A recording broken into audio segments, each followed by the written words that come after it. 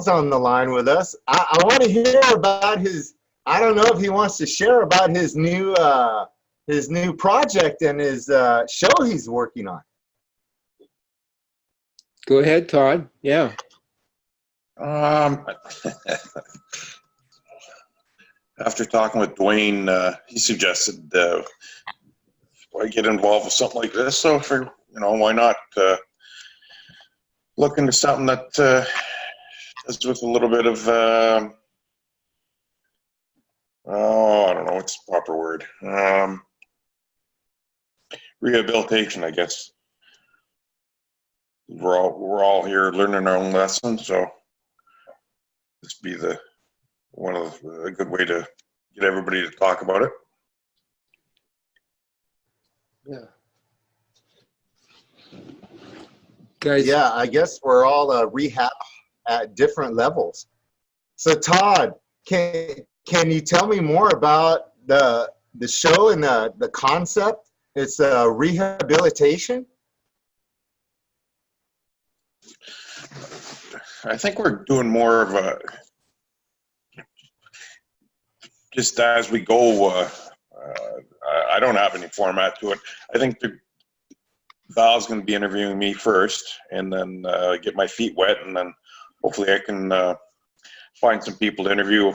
So I deal a lot with corrections and court systems and all that. So deal with a little bit of maybe both sides of what people think of getting rehabilitated and different stories, and go from there. Nice. I don't have any. Yeah. I don't have this wasn't my brainchild. I just kind of agreed to it, so I'm not 100% sure how it's going to go.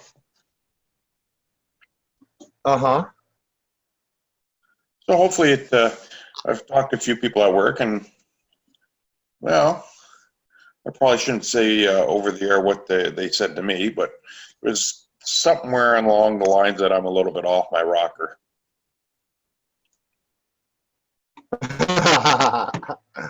Yeah.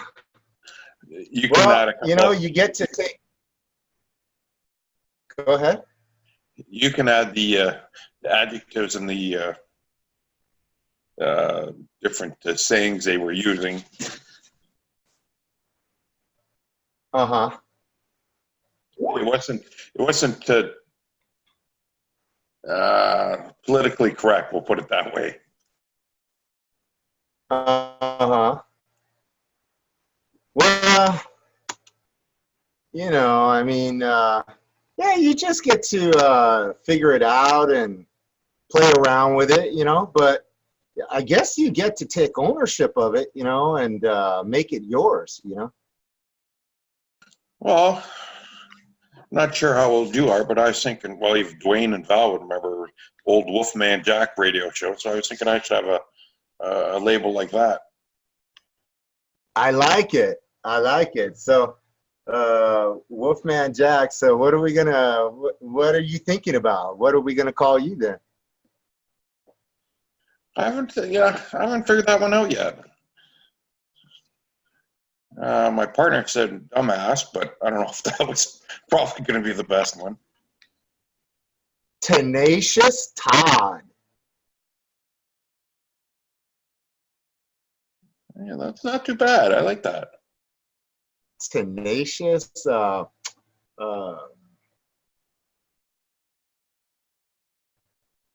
What do you say, Kevin? You anything pop into your mind?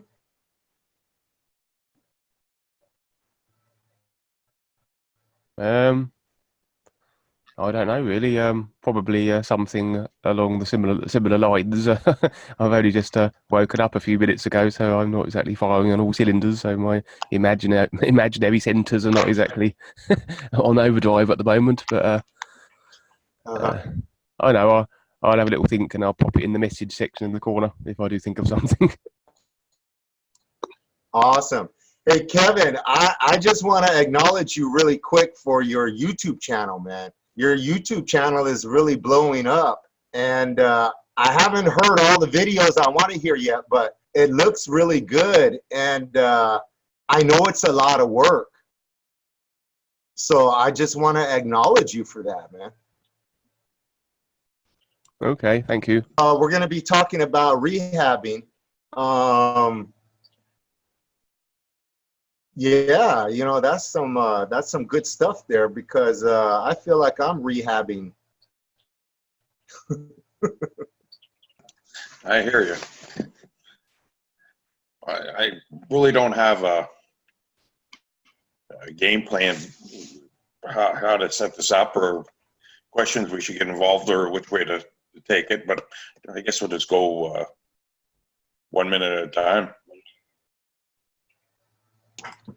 Hey, Val, I was just reading something the other day that California is in the middle of a whole whack of earthquakes down your way. Is that true? I haven't felt any,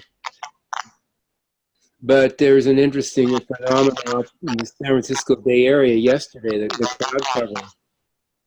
I don't know if anybody saw that, but it's like up near San Carlos, San Bruno, there's a real strange cloud cover with openings like UFOs would go through there. There's two round ones and one rectangular one. The people, the weathermen are saying it's, you know, has to do with condensation and ice particles. You know, they explain it that way. And I saw one lady call in. She thought it was HARP. You know, it was the HARP clouds, and you can't have like a rectangular opening in the clouds. You know, perfect rectangle with square edges without something strange going on. You know, either UFOs or HARP or both, whatever.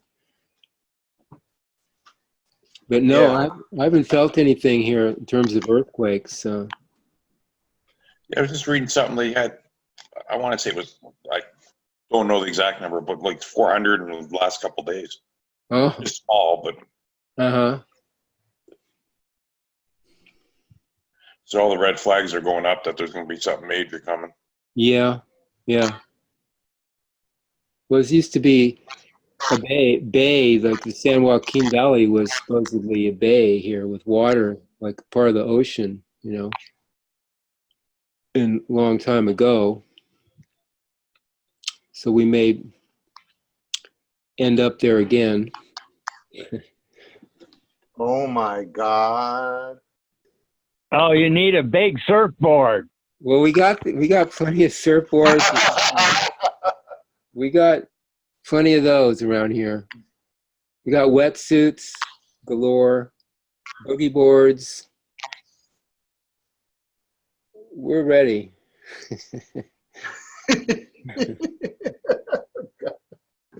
Yeah, Oh my. we got booties and different, you know, gloves, and we'll keep ourselves warm here with in the water. I was at a big poker game last night with a couple of guys I know on the real side. And there was a pretty good big old quart jar of gold involved and lots of cash. And it ended up, I think I was putting everything I had into this hand. And I was expecting that I had the winning hand the minute I woke up. So. So did you go back and see if you won or not? Did you go back? No, I didn't go back. I was pretty sure I had the winning hand when I woke up. Okay. Yeah, things are pointing to that direction. We're coming across something good here. Trying to get out of my body, dealing with a whole lot, and I just can't wait for it to be over with and get some stuff done. Because going through with the boys on a daily basis is a lot to deal with the forces all that crap. So I'm looking forward to getting this part over with and starting to take care of things. Whew. Yeah. One of the biggest things we could have here is patience. It takes, we're basically in the now, real awareness, but it takes patience to get through ourselves, to see that and recognize it. Yeah, I've been there before. It's been quite some time, but I'm allowing that to happen again.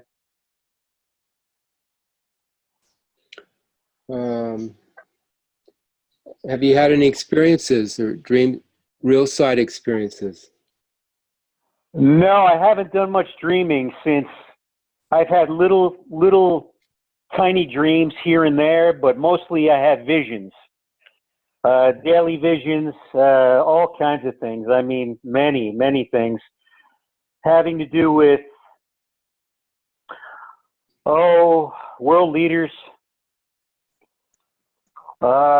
Wow, there's so many things, man. I don't know where to begin. I mean, I could talk about dreams that I've had. I don't know if I told Edward the handful of ones that I had, mostly back in March. For whatever reason, I'm being prevented from actually having dreams like I had.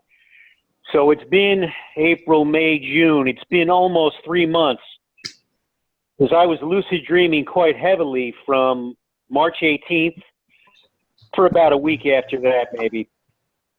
And this was daily throughout the day. It seemed like all day long, day and night. I was on like a week bender. And, all those dreams were just about world leaders and Jesus Christ was me because he had the same body type as me. And he had the long hair and he was about 5'7". I'm 6'1". So I see what that was demonstrating. I get it. I'm aware of it. That's great. Looking forward to getting to the real stuff. I mean, it sounds like, this is a very big thing that we're all doing here, that we're participating in. And I'm just looking forward to going through it and, taking care of business on this planet. Yeah. Well, today Dwayne talked about, I don't know how many of you were on the Africa Skype, but it's a couple key points. There's a lot that he went over, but one of them was to we're creating a new position. The old positions, the old references are dated. So what we're doing individually and as a whole is collecting or creating a new position here on this planet and elsewhere, but the physical, so that we can work from that position and be of a better use for the planet here. And it's basically helping others to do the same, to recognize a real position with a real purpose. Yeah, I'm looking forward to that. I walk around and there's a halo on top of my head a lot. Sometimes I'm connected to the light. It appears from the sky, comes down on top onto my head. Boys have played around with me often. They're very funny at times, and sometimes it's just downright hard dealing with these other forces, which they allow. And I don't know, what can I say, man? It's been quite an adventure. I wouldn't wish it on anybody. Yeah, he also said the challenge is to get real. We're not confronting the systems, but we're demonstrating a real position for other people. So you guys, as the new friends here coming in, just something to look at and to kind of keep in front of you, that we're not confronting the system or trying to take it down. We're just demonstrating to other people a real position that benefits everyone, benefits the whole planet and everyone. That's really cool. Whereas the old systems just benefit the controllers. And the positions that we're going to be having is like they relate to the real guides and to the real universes. So and to the environment, the positions are going to be helping the environment in some way. And he also said that authorities are fear-based. The present condition, the controllers are fear-based, the systems. But we will have it so, you don't have to have fear. You don't have to have fear motivating you to obey the laws or, there'll be stuff set up, but it won't be from the, aspect of fear. It will be just more of a support aspect where we're supporting each other and what makes sense rather than looking around your shoulder and, having fear as the motivator.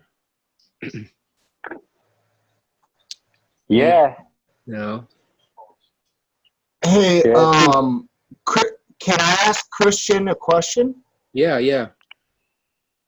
Hey, Christian, can you share? You shared some stuff about like you had an experience where you went outside and stuff, and then I don't know. Did you say like you were running around and stuff? And can you share that experience that you had? There's been so many running around. I'm trying to think of what you mean by that. Well, I think you said something about you went outside at nighttime, and I don't know if you had any clothes on or something, and then you were having an experience, and then you met into some law enforcement people, and they were really cool with you and stuff. Well, I'll tell this story. That one day I got up. I think it was about 2 weeks. It was about 3 weeks ago, and I thought the boys were having fun with me, but it was actually, I guess, the influence, which I've made contact with many times, and it's not fun. And I got manipulated. Actually, I saw this in a dream where Dwayne was in my dream and other people, and I was going to run outside of my house naked. This was in my dream, displayed, demonstrated, and that happened. That came true. I got my clothes off, and I ran right outside my house into traffic, across the street, everybody, most embarrassing thing in my life. And this was going to happen. I don't think there was any way around it. I mean, what was I going to do? I was going to chain myself down to the floor. It was such a force carrying me out of my house. So I did this. People with their phones filming it. It was all over social media. Everywhere, everybody calling me. What are you doing? I mean, what are you going to say at that point? Nobody understands any of this. So I tell it like this. I said, hey, I got attacked. What are you doing? You're part of a cult, etc. Everybody I talk to, you can't do that. You can get arrested. I say, well, I realize that. I didn't have a bad intention. I'm telling you, there's a bigger picture about this. Why did you do it? I said, well, I guess it was an attention getter, but there's a little bit more than that. I was attacked by an unseen force. So definitely an attention getter. They said, yeah, you got attention. So I went to the hospital. A police officer picked me up. He was a nice guy. He was into baseball and music, just like myself. We had a great discussion on the way to the hospital. We were laughing. And he said, I'm glad I could pick you up. I wasn't going this way, but something made me turn this way. And I'm glad I got you. And I said, yeah, me too, man. And we're driving to the hospital, and he starts to, before we took off, he's writing down my name. And he starts writing it down, and he writes down CHRIST, and his hand locks up. And he turns around and says, hey, man, I tried to write down your name, but it stopped at the T, and I wrote down Christ. And I was like, huh, that's pretty cool, huh? He's like, that never happened before in my life. And I'm like, all right. So we just went on to the hospital. I stayed there for about 4 days of craziness. And I was reading the tap lining book. I read that, most of it in there. It's like 700 and something pages. And then I finished it before that. I read it for a second time in the hospitals. And I went to there's a lot of static going on or some kind of, can you guys hear that? Go ahead. All right.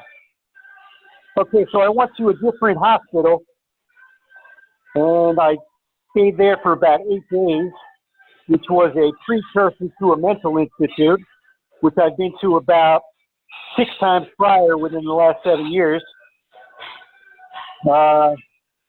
So I spoke to about a dozen different people, and they said, you have a unique case because of all the things I told them. You know, I just came out with, I'm having visions, I'm having dreams, all this stuff about Jesus Christ, world leaders, etc. Everybody looks at me like I have 2 heads. And I'm like, so are you Jesus Christ? And I said, maybe in a past life. I said, I'm Christian Nicholson right now. They're like, oh, okay, because before you said this. Well, I said, well, I'm trying to put things together.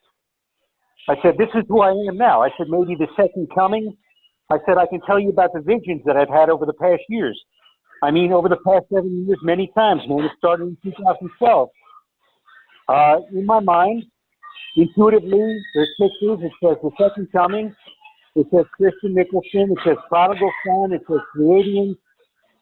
It says many things. There's more than that. The chosen one. I don't recall signing up for this, but I'm just stating what I get back. So I told them all kinds of things, and, you know, people don't know what that, I don't blame them. You come in there and say this kind of stuff. Prior to that, 7 years ago, I told them that they said, write down one word. I wrote down world peace. I came back 2 weeks later. They said, write down something else. I said, what is life? They said, write something down this time. I said, spread awareness. So they got something on a teleprompter, and he's like, you have a unique case here, and they wanted me to talk to you right away. And I'm like, okay, man, I remember you from 7 years ago. And he's like, so tell me what's going on. And I repeat the same thing to him as I did for the next 10 to 12 people. Over and over again, the same thing. They don't know what to do with me. So they release me because I seem to be in better shape than everybody else there, because it's really crazy. I feel sorry for these people, what they got to deal with. There's very, very sick people in these places, especially over Memorial Weekend. So I'd like to tell a story about something that took place in my house when I was finishing the book about tap lining by Dwayne. And I got to the last 20 pages, and it sounds like a dog barking or something in there, man. Can we do something with that or no? You guys hear that?